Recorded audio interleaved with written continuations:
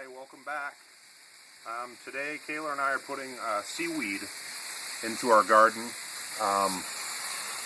Seaweed has over 70 different nutrients in it that will help the plants grow next year. Also, what the nutrients will do is actually help to make the plants resistant to some different types of diseases. Now, what I'm doing here is I'm rinsing the seaweed that we got from the seashore today. What's very important is that you only get seaweed that's washed up onto the shore. You don't get seaweed that is still growing because it upsets the habitat. So this is the way I'm doing it. I'm sure there's a million ways. Again, like I said at the beginning, we're doing stuff the way we do it, and we're always open for other advice, or maybe we can teach somebody something. So I'm going to fill this up until it's pretty much submerged. Hopefully the bag won't rupture on me, but if it does, that's okay too. And then I'm just going to squish it around with my hands, just to make sure that the salt gets off from it. That's the point, in doing this rinse. What the salt does is it'll actually kill earthworms, from what we've studied and learned. So that's why it's important to get the salt off from it. Okay, I have another bag already down near the garden, if you want to follow me down. I'm just going to go down here to the garden.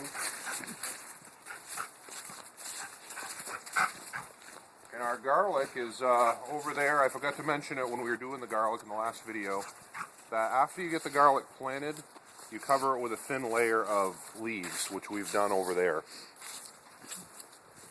Okay, so this is our garden here. As you can see, we've got all the plants ripped up. We have some hay left over because we had a big event, a musical event. So we pretty much did this for aesthetics.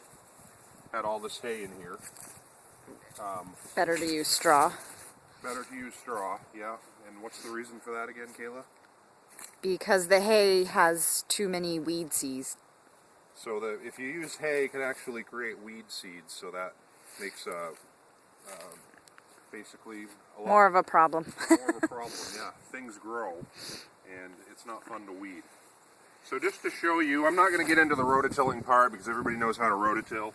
I'm just going to show you how much of this I'm going to put on of the seaweed. I'm just putting on a light coat of it, and then I'm actually going, again, this has all been rinsed with fresh water, this seaweed in this bag. So we're putting on a light coat of it. And then what I'm going to do after this is I'm simply going to come in with the rototiller and rototill it all into the earth.